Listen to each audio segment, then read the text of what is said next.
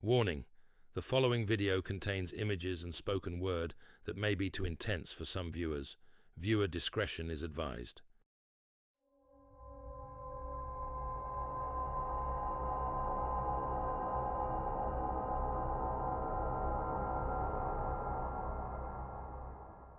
Margaret Holloway had always been captivated by the past. Her weekends were spent scouring estate sales, flea markets, and antique shops, hunting for relics of forgotten times. There was something about holding an object with history that thrilled her, as if she were rescuing lost stories from oblivion. She always felt like she was born in the wrong century. One crisp autumn morning, she found herself at a garage sale in an older part of town. The house was Victorian, its peeling paint and sagging porch giving it an air of faded grandeur. She scanned the collection of old furniture, trinkets, and dusty books. But it was an armoire at the back of the driveway that caught her attention. The piece was tall and imposing, made of dark mahogany with intricate carvings along the doors. The handles were brass, dulled by age, and the wood carried the scent of time itself, an intoxicating mixture of cedar and dust. Margaret ran her hand over its surface, feeling the grooves of the carvings beneath her fingertips. "That belonged to my grandmother," the seller, an elderly man, said. "Legend has it's from a family that lived here centuries ago. Grandma loved it, but it was always hidden away in an attic or distant storage unit, never put out on display so others can see it. I have no attachment to it, so maybe it's time for it to find a new home." Margaret hesitated only briefly before handing over the cash. The man helped her load it into her truck, and she drove home, eager to find a place for it in her collection. With her upstairs already filled with antique furniture, she decided to put the armoire in the basement, at least for now. That night, as she lay in bed reading, she heard a faint sound, a rhythmic tapping. She sat up, listening intently. It was coming from downstairs. Frowning, she grabbed her robe and crept down the steps, pausing at the basement door. She pressed her ear to the door to listen. The sound was coming from below. Margaret turned the handle and descended into the basement, the cool air raising goosebumps on her arms. The armoire stood in the corner, just as she left it. She approached it slowly, her pulse quickening. The knocking was coming from inside. She took in a quick breath and yelled out, "Anybody there?" No response. Holding her breath, she reached out and pulled the armoire doors open. Nothing. She let out a shaky laugh. "I hope I didn't get any mice with this thing," she murmured to herself, shutting the doors and heading back upstairs. She didn't hear a thing the rest of the night. The next night, she was startled to hear the knocking again, a little louder this time. When she went to investigate, she quickly walked down to the basement door, but she stood frozen. The knocking now came from behind the basement door. Margaret pressed her ear to the door and listened. She could hear someone sobbing. She backed away slowly, heart pounding.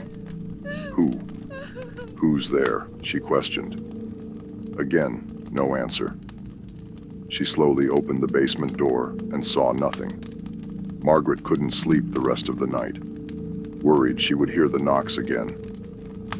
The third night, Margaret was tired from lack of sleep. She kept her breaths light so she could listen closely.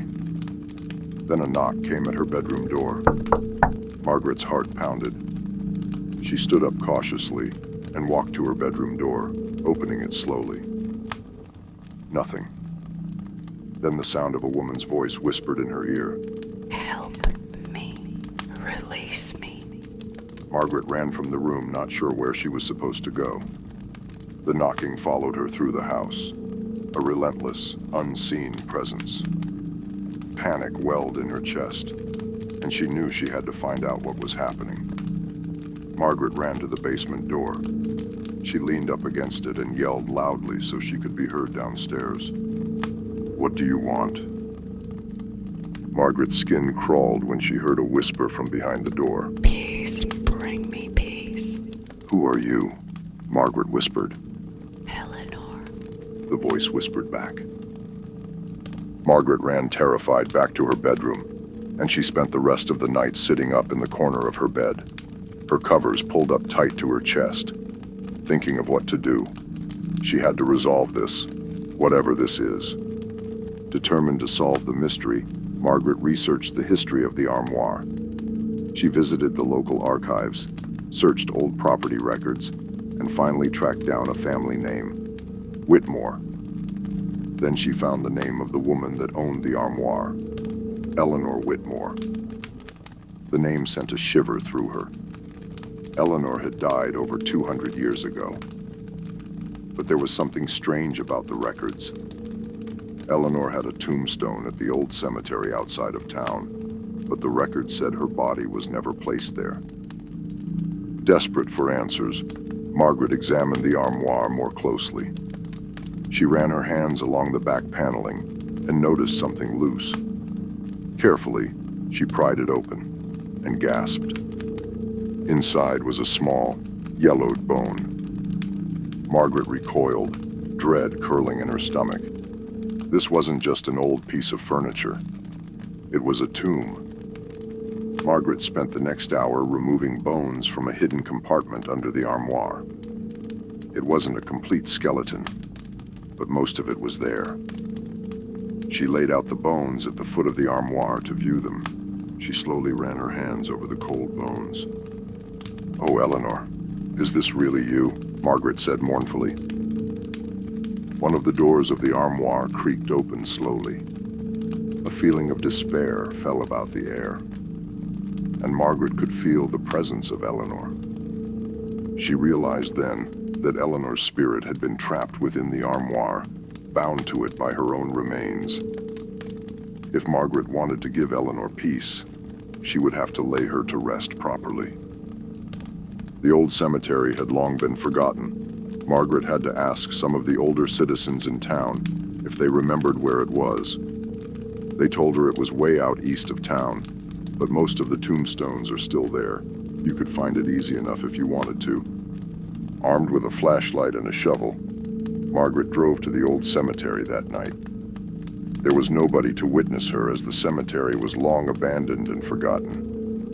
The air was thick with mist, the moon casting eerie shadows between the tombstones. She searched up and down rows of fading limestone slabs, all leaning in different directions. She read the names until she found several Whitmores, a family plot. Then she found Eleanor's grave, her name barely legible on the weathered stone. That's why she needs to be here. She needs to join her family, Margaret thought to herself. With trembling hands, she began to dig a hole beside the marker. She dug for what seemed like hours, whispering a prayer she hoped would guide Eleanor's soul to rest. Margaret gently laid a bag she had filled with Eleanor's bones into the hole. "You can rest now, Eleanor. It's time to rest." As Margaret filled in the hole, the wind picked up, rustling the leaves.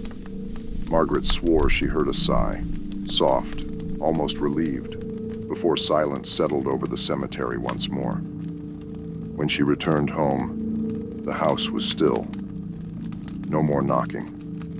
No more whispers in the dark. Margaret moved the armoire into her bedroom. It was no longer just somebody else's heirloom from a forgotten time. Now she had a personal attachment to it. But from then on, it stood silent. A relic of history, no longer haunted by a restless soul, but instead carrying a story that Margaret would never forget. But why was Eleanor's body never buried in her plot? Margaret would have to figure that out. But that's a story for another day.